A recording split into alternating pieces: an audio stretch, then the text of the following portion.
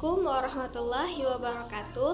Perkenalkan, saya Amelia Putri, mahasiswi dari STAI Hubul Watan Duri, Prodi Pendidikan Agama Islam, semester 3 online. Di sini saya akan membuat video tentang mata kuliah Administrasi dan Supervisi Pendidikan dengan dosen Bapak Dr. Andos John Helmi, MP. Dan di sini saya akan membahas tentang apa itu supervisi pendidikan. Baiklah, di sini kita akan membahas tentang supervisi pendidikan. Apa aja yang kita bahas dalam supervisi pendidikan? Yang pertama yaitu pengertian supervisi pendidikan, yang kedua tujuan supervisi pendidikan, yang ketiga jenis supervisi pendidikan, dan yang terakhir yaitu yang keempat teknik supervisi pendidikan. Baiklah, kita akan masuk pembahasan yang pertama yaitu pengertian supervisi pendidikan. Secara bahasa, supervisi berasal dari dua kata bahasa Inggris yaitu super dan vision. Super berarti di atas dan vision berarti melihat. Secara istilah, supervisi pendidikan adalah pembinaan yang berupa bimbingan dan tuntunan ke arah perbaikan situasi pendidikan pada umumnya dan peningkatan mutu mengajar dan belajar pada khususnya. Supervisi pendidikan bisa diartikan sebagai kegiatan pengawasan dan pembimbingan dalam dunia pendidikan yang lebih fleksibel, tidak terikat oleh aturan atau struktur formal yang ketat. Biasanya supervisi dilakukan dalam konteks pendidikan yang lebih santai, seperti di lembaga kursus, pelatihan, atau tempat belajar yang tidak formal. Dalam supervisi, fokusnya lebih pada memberikan dukungan dan arahan kepada pengajar atau instruktur agar cara mengajar mereka lebih efektif dan sesuai dengan kebutuhan siswa. Pendekatannya lebih terbuka, tidak kaku, dan seringkali berbentuk percakapan atau diskusi yang saling menguntungkan. Kita akan masuk pembahasan yang kedua yaitu tentang tujuan supervisi pendidikan. Apa sih tujuan supervisi pendidikan itu? Tujuan supervisi pendidikan itu terdapat dua jenis. Yang pertama yaitu tujuan umum dan yang kedua tujuan khusus. Kita akan bahas satu persatu. Yang pertama, tujuan umum supervisi pendidikan adalah untuk membantu guru meningkatkan kemampuannya agar menjadi guru yang lebih baik. Dan kita masuk pada tujuan khusus supervisi pendidikan, yaitu membantu guru agar dapat mengerti tujuan pendidikan dan fungsi sekolah dalam mencapai tujuan pendidikan. Yang kedua yaitu menemukan kemampuan dan kelebihan tiap guru serta memanfaatkan dan mengembangkan kemampuan tersebut. Yang ketiga yaitu dapat membantu guru agar lebih menyadari dan mengerti kebutuhan siswa serta masalah yang dihadapinya.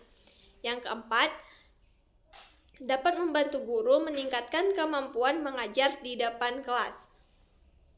Dan yang kelima yaitu membantu guru baru dalam masa orientasinya.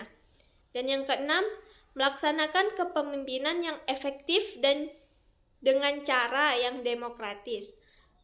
Yang terakhir yaitu dapat membantu guru menemukan kesulitan belajar siswa dan menemukan tindakan perbaikan. Baiklah, kita lanjut pembahasan yang ketiga yaitu tentang jenis-jenis supervisi pendidikan. Apa aja sih jenis-jenis supervisi pendidikan itu? Yang pertama yaitu supervisi akademik. Supervisi akademik ini yang menitik beratnya pengamatan supervisor pada masalah akademik.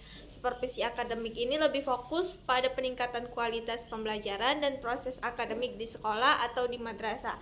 Dalam supervisi ini, supervisor akan mengamati dan memberikan bimbingan terkait dengan kurikulum, metode pembelajaran, materi terbuka, serta evaluasi pembelajaran. Tujuan utamanya adalah untuk meningkatkan kualitas pendidikan yang diterima oleh peserta didik melalui peningkatan kompetensi guru dalam mengajar. Yang kedua yaitu supervisi administrasi. Supervisi ini menitik beratnya pengamatan supervisor pada aspek administrasi.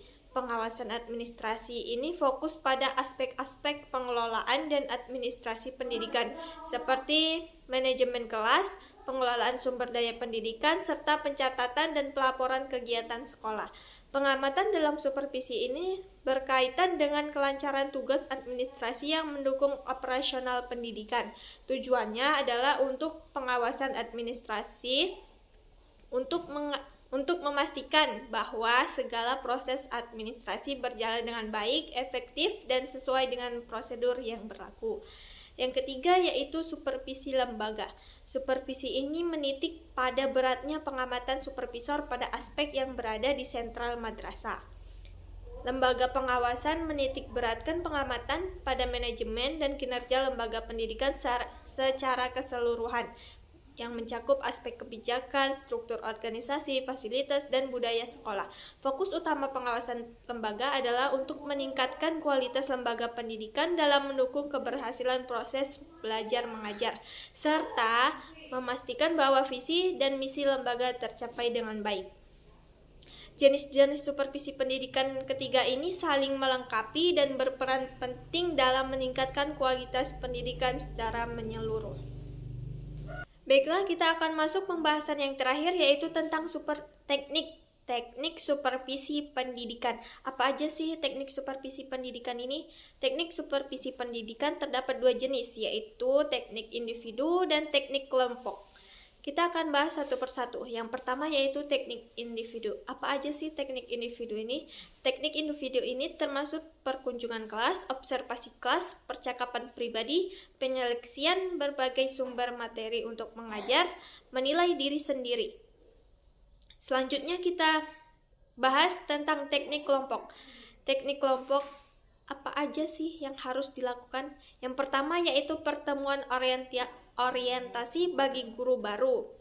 Yang kedua, rapat guru. Yang ketiga, diskusi sebagai proses kelompok. Yang keempat, studi kelompok antar guru. Yang kelima, tukar-menukar pengalaman atau sharing of experience.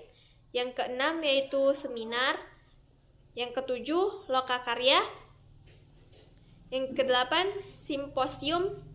Dan yang terakhir adalah diskusi panel. Baiklah, mungkin hanya ini yang dapat saya sampaikan. Semoga dapat bermanfaat bagi kita semua, terutama bagi diri saya sendiri.